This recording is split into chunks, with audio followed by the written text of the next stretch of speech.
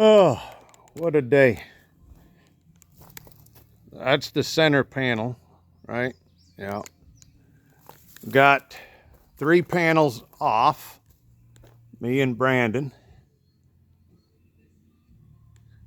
We had to drill out a lot of the rivets. You can see all these here had to be drilled, ground. One of the posts was damaged. See, there should be a post right here that would go up, and that's laying right there. That's a piece I was going to stab together with it, because the bottom I cut off. See, part of it was mangled and bent, and probably going to have to do that on a few of them. But I think we got all the holes punched out.